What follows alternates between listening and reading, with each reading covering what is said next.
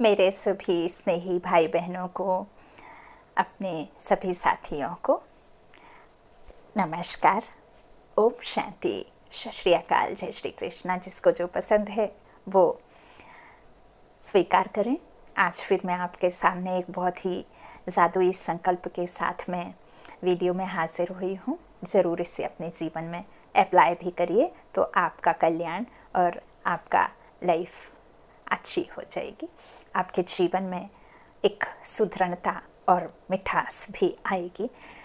देखिए, हम कहते हैं कि सुबह सुबह अपने घर में एक अच्छी ध्वनि घर में चलाने से वाइब्रेशंस अच्छे आते हैं। ईश्वर का नाम लेकर के दिन की शुरुआत करने से बहुत अच्छा दिन गुजरता है, या हम सब परिवार वालों के साथ, हर एक सदस्य के साथ अच्छा होगा।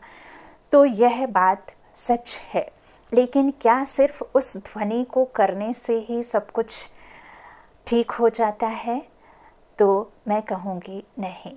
उस ध्वनि को सुनकर आप उस ध्वनि को रिपीट करें, अपनी मनसा वाचा कर्मणा में उसे लाएं। जैसे मान लीजिए कि हमने ओम की ध्वनि रखी या कोई अच्छा संगीत लगाया, जिससे हमें थोड़े समय के लिए फीलिंग आती है कि हम बहुत शांति को अनुभव कर रहे हैं, या ओम की जो ध्वनि चलती है वो परमात्मा का नाम है, तो उससे हमारे घर में सब चीज़ें मुश्किलें ख़त्म हो जाएंगी, है ना।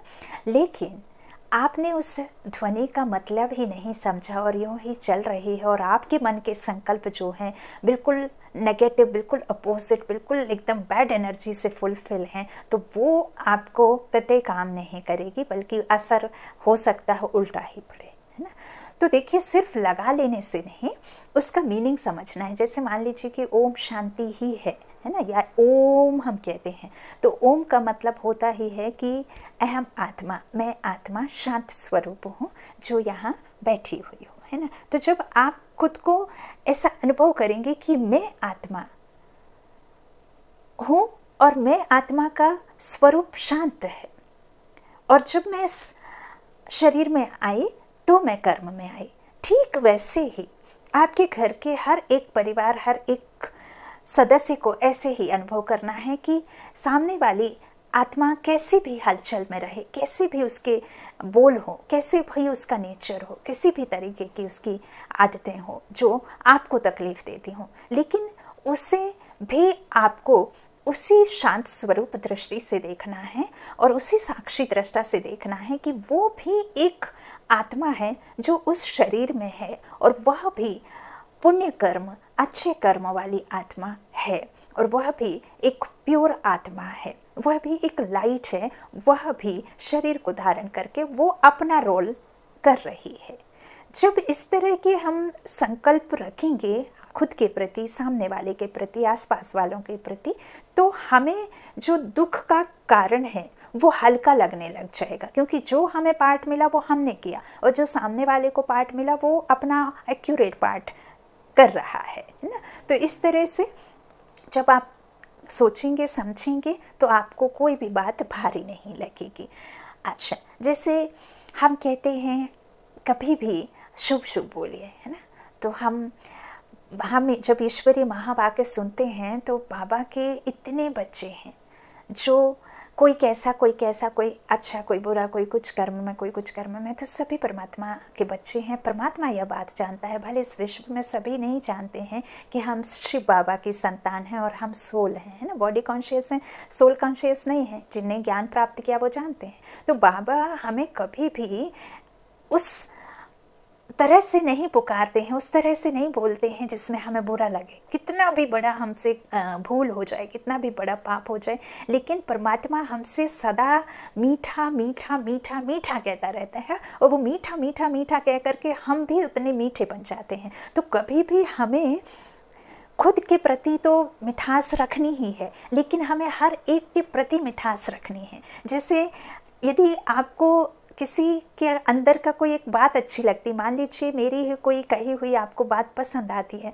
तो आप सामने वाले आत्मा के वाइब्रेशंस मुझ में टच होते हैं कि अच्छा अच्छा अच्छा, और वही सेम टू सेम आपके पास भी आएगा कि आपने मेरे लिए अच्छा कहा, मेरे माइंड ने उसे टच किया और मेरी आत्मा ने उसे समझा और मैंने कैच किया, और वही सेम थॉट, सेम वाइब्रेशंस आपके पास भी गए। तो आप और हमारे में जो संबंध संपर्क हुआ वो पॉजिटिव हुआ, तो डबल हो गया। ठीक वैसे ही जैसे कि एक सिक्का है ना, जब ज़मीन पर गिरता है तो आवाज़ करता है, लेकिन 100 का नोट नीचे गिरने से आवाज़ नहीं करता है ना, जबकि उसमें कम है वैल्यू और उसमें अधिक वैल्यू है ना।